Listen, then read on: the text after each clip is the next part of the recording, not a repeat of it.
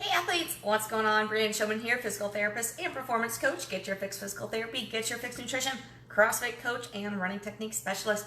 And I work with you athletes to get you from injury to PR in 8 to 12 weeks.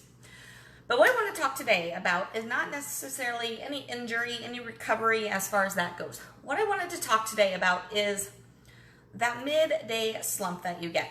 I did a post recently just kind of finding out where people are in their day, in their life, when it comes to fatigue, when it comes to being tired, who's experiencing what. And actually I did the initial post to just kind of just to throw it out there question wise.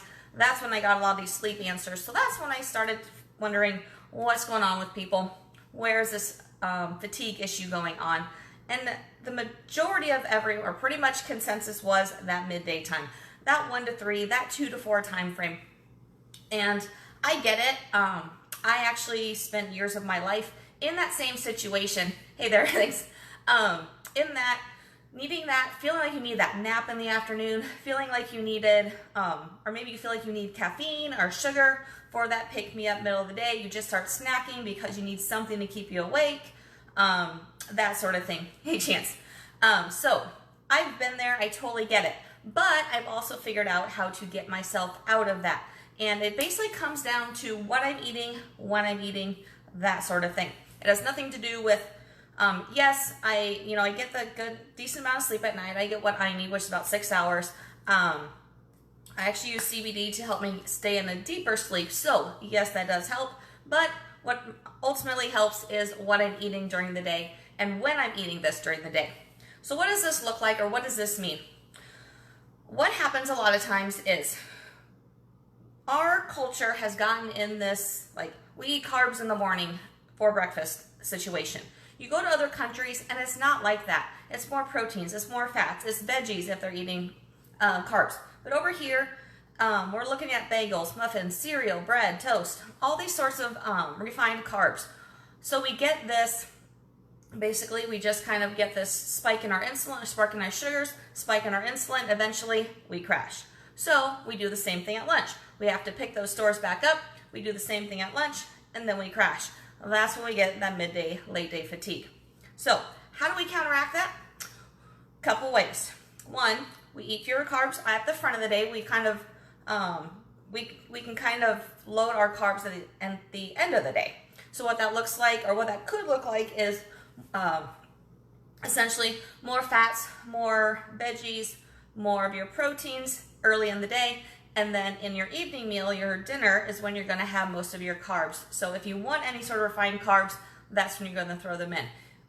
If you that's also going to be your more starchy vegetables, your potatoes, that sort of thing. So that's one way to do it. If you want to just kind of load the front end with fats, load the back end with carbs, that's a great way to do it. Keep your stores up during the day. The other thing is just increasing fats in general in your daily intake. We have become a very carb-dependent society. So what happens is we get these ups and downs in our insulin.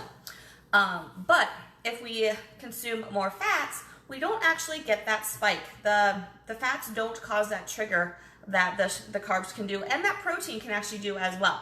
So the fats actually keep us a little more level, so we don't get these ups and downs, we don't get those crashes.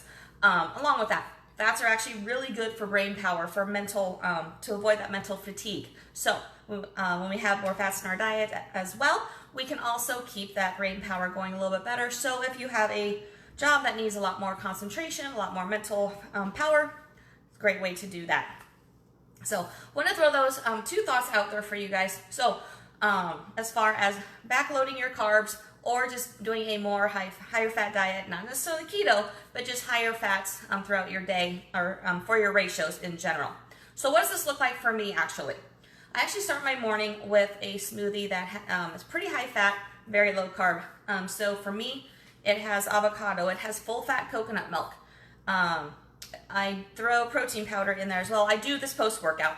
And then pretty much my only carbs in it, for avocado has some carbs, but for the most part, the only carbs are half a cup of blueberries and coconut water for the electrolytes as well. So that's what I start my day with.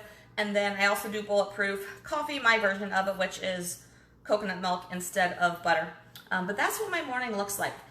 As I go throughout my day, it's just pretty much protein and some veggies, a little bit higher fats over the lunchtime when I put some oils on whatever veggies I'm making, and then maybe a little bit more carb dense veggies at dinner, but still not a ton. Like I'm about 20% carb in my daily intake. So, but this allows me to sustain my energy throughout the day. So I just want to throw that out there for you guys. You do not have to be keto. You do not have to do as high of fats as I do.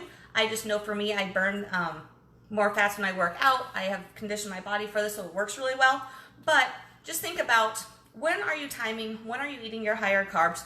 Are you eating refined carbs? How is that affecting your day? So if I throw that out there for you guys, just kind of start analyzing what you're eating during the day, when you're eating it, and see how that is possibly affecting your midday fatigue. So let me know what questions you have. Questions, comments, post those on here. And also, I do have an awesome program coming out soon for you guys who are dealing with this midday slump, to see if we can help counteract that. So stay tuned for that.